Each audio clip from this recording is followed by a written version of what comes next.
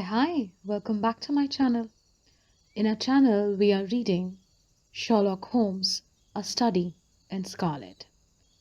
In the previous chapter, we went a little ahead with the Lauriston Garden mystery. Sherlock and Doctor had found a witness they could talk to, somebody named as John Rance. John Rance gives them a detail of a drunk man, and Sherlock believes this drunk man might be the answer to the mystery. To know what happens next, let's read forward. Chapter 5. Our advertisement brings a visitor. Our morning's exertions had been too much for my weak health, and I was tired out in the afternoon. After Holmes's departure for the concert, I lay down upon the sofa and endeavoured to get a couple of hours' sleep. It was a useless attempt. My mind had been too much excited by all that had occurred, and the strangest fancies and surmises crowded into it. Every time that I closed my eyes, I saw before me the distorted, baboon-like countenance of the murdered man. So sinister was the impression which that face had produced upon me that I found it difficult to feel anything but gratitude for him, who had removed its owner from the world. If ever human features bespoke vice of the most malignant type, they were certainly those of Enoch J. Drebber of Cleveland.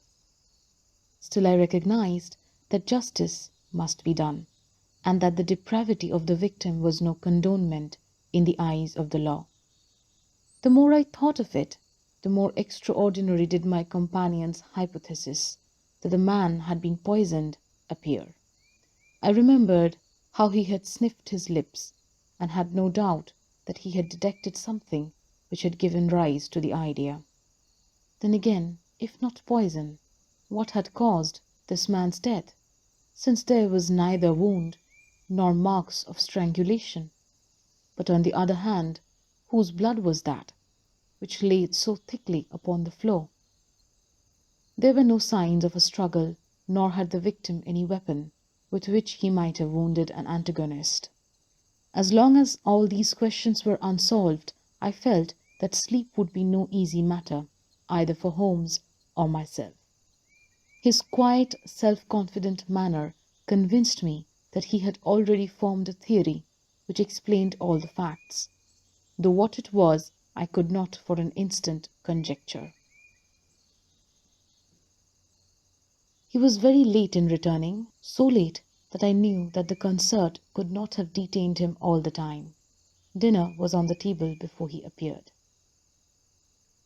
"It was magnificent," he said as he took his seat.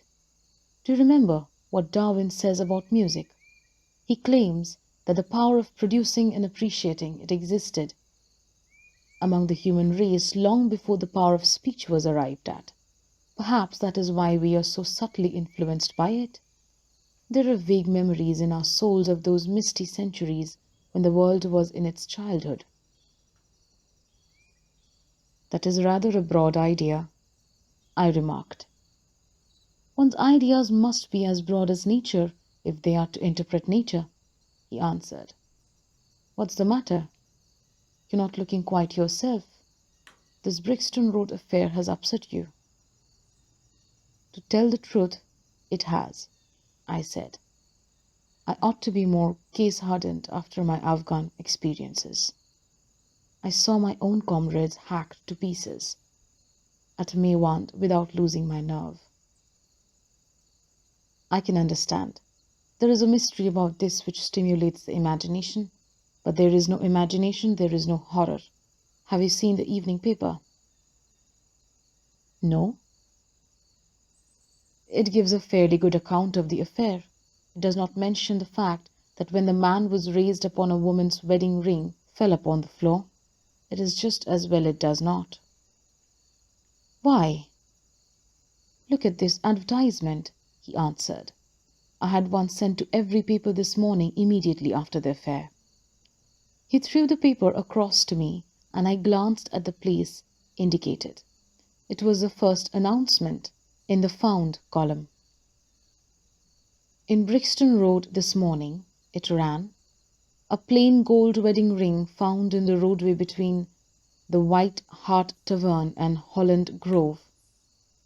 Apply Dr. Watson, 221B Baker Street, between 8 and 9 this evening. Excuse my using your name, he said. If I used my own, some of these dunderheads would recognize it and want to meddle in the affair. That is all right, I answered. But supposing anyone applies, I have no ring. Oh, yes, you have, said he, handing me one. This will do very well. It is almost a facsimile. And who do you expect will answer this advertisement? Why, the man in the brown coat, our florid friend with the square toes. If he does not come himself, he will send an accomplice. Would he not consider it as too dangerous? Not at all. If my view of the case is correct, and I have every reason to believe that it is, this man would rather risk anything than lose the ring. According to my notion, he dropped it while stooping over Drebber's body, and did not miss it at the time. After leaving the house, he discovered his loss and hurried back, but found the police already in possession, owing to his own folly in leaving the candle burning. He had to pretend to be drunk in order to allay the suspicions which might have been aroused by his appearance at the gate. Now put yourself in that man's place. On thinking the matter over, it must have occurred to him that it was possible that he had lost the ring in the road after leaving the house. What would he do then? He would eagerly look out for evening papers in the hope of seeing it among the articles found. His eyes, of course, would light upon this. He would be overjoyed.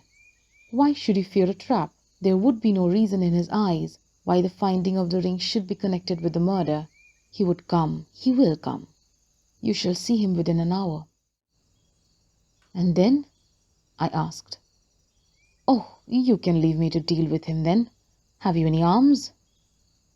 I have my old service revolver and a few cartridges. You had better clean it and load it. He will be a desperate man, and though I shall take him unawares, it is as well to be ready for anything. I went to my bedroom and followed his advice. When I returned with the pistol, the table had been cleared, and Holmes was engaged in his favourite occupation of scrapping upon his violin. The plot thickens, he said as I entered. I have just had an answer to my American telegram. My view of the case is the correct one. And that is? I asked eagerly. My fiddle would be the better for new strings, he remarked. Put your pistol in your pocket. When the fellow comes, speak to him in an ordinary way. Leave the rest to me. Don't frighten him by looking at him too hard. It is 8 o'clock now, I said, glancing at my watch. Yes, he will probably hear in a few minutes. Open the door slightly, that will do. Now put the key on the inside. Thank you. This is a queer old book I picked up at a stall yesterday. De Jure Intargentis, published in Latin at Liege in the Lowlands in 1642. Charles's head was still firm on his shoulder when this little brown-backed volume was struck off. Who is the printer? Philip de Croix, whoever he may have been. On the fly-leaf in very faded ink is written Ex Libris Gulimli White. I wonder who William White was. Some pragmatical 17th century lawyer, I suppose. His writing has a legal twist about it. Here comes our man, I think. As he spoke, there was a sharp ring at the bell. Sherlock Holmes rose softly and moved his chair in the direction of the door. He heard the servant pass along the hall and the sharp click of the latch as she opened it. Does Dr. Watson live here? Asked a clear but rather harsh voice. He could not hear the servant's reply, but the door closed, and someone began to ascend the stairs. The footfall was an uncertain and shuffling one. A look of surprise passed over the face of my companion as he listened to it.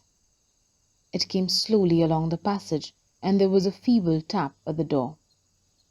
Come in, I cried. At my summons, instead of the man of the violence of whom we expected, a very old and wrinkled woman hobbled into the apartment. She appeared to be dazzled by the sudden blaze of light, and after dropping a curtsy, she stood blinking at us with her bleared eyes and fumbling in her pocket with nervous, shaky fingers. I glanced at my companion, and his face had assumed such a disconsolate expression that it was all I could do to keep my countenance. The old crone drew out an evening paper and pointed at our advertisement. "It is this as has brought me, good gentlemen," she said, dropping another curtsy. "A gold wedding ring in the Brixton Road.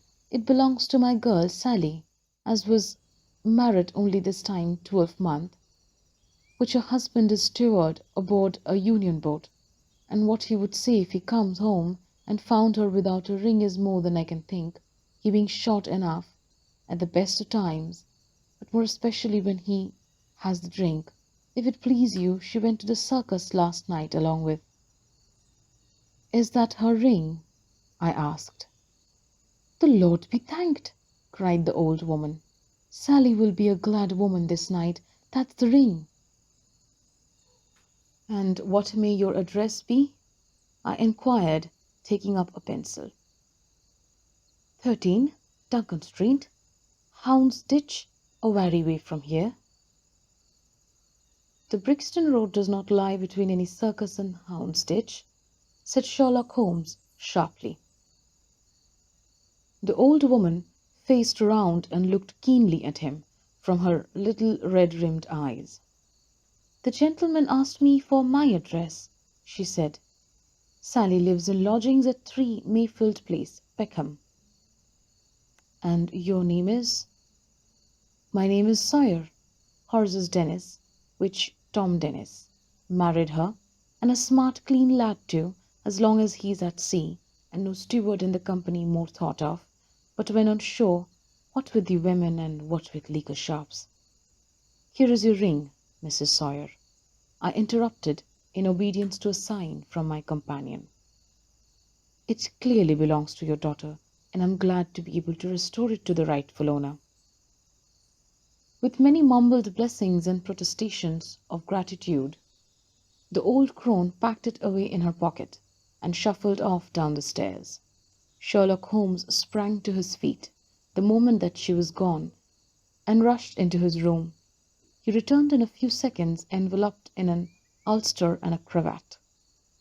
"I'll follow her," he said hurriedly. "She must be an accomplice and will lead me to him. Wait up for me." The hall door had hardly slammed behind our visitor before Holmes had descended the stair. Looking through the window, I could see her walking feebly along the other side, while her pursuer dodged her some little distance behind. Either his whole theory is incorrect, I thought to myself, or else he will be led now to the heart of the mystery. There was no need for him to ask me to wait up for him, for I felt that sleep was impossible until I heard the result of his adventure. It was close upon 9 when he set out. I had no idea how long he might be, but I sat stolidly, puffing at my pipe and skipping over the pages of Henry Murger's Vie de Bohème. 10 o'clock passed, and I heard the footsteps of the maid as she pattered off to bed. 11, and the more stately tread of the landlady passed my door, bound for the same destination. It was close upon 12 before I heard the sharp sound of his latchkey. The instant he entered, I saw by his face that he had not been successful. Amusement and chagrin seemed to be struggling for the mystery, until the former suddenly carried the day, and he burst into a hearty laugh. "I wouldn't have the Scotland Yarders know it for the world," he cried, dropping into his chair. "I have chaffed them so much that they would never have let me hear the end of it. I can afford to laugh, because I know that I will be even with them in the long run." "What is it, then?" I asked. "Oh, I don't mind telling a story against myself. That creature had gone a little way when she began to limp, and show every sign of being footsore. Presently she came to a halt and hailed a four-wheeler which was passing. I managed to be close to her so as to hear the address. But I need not have been so anxious, for she sang it out loud enough to be heard at the other side of the street. "Drive to 13 Duncan Street, Houndsditch," she cried. This begins to look genuine, I thought, and having seen her safely inside, I perched myself behind. That's an art which every detective should be an expert at. Well, away we rattled, and never drew rein until we reached the street in question. I hopped off before we came to the door, and strolled down the street in an easy lounging way. I saw the cab pull up, the driver jump down, and I saw him open the door and stand expectantly. Nothing came out though. When I reached him, he was groping about frantically in the empty cab and giving vent to the finest assorted collection of oaths that ever I listened to. There was no sign or trace of his passenger, and I fear it will be some time before he gets his fare. On inquiring at number 13, we found that the house belonged to a respectable paper-hanger named Keswick, and that no one of the name either of Sawyer or Dennis had ever been heard of there. "You don't mean to say," I cried in amazement, "that that tottering feeble old woman was able to get out of the cab while it was in motion, without either you or the driver seeing her?" "Old woman be damned," said Sherlock Holmes sharply. "We were the old women to be so taken in. It must have been a young man, and an active one, too, besides being an incomparable actor. The get-up was inimitable. He saw that he was followed, no doubt, and used this means of giving me that slip. It shows that the man we are after is not as lonely as I imagined he was, but has friends who are ready to risk something for him. Now, doctor, you are looking done up. Take my advice and turn in." I was certainly feeling very wary, so I obeyed his injunction. I left home seated in front of the smouldering fire, and long into the watches of the night I heard the low melancholy wailings of his violin, and knew that he was still pondering over the strange problem which he had set himself to unravel.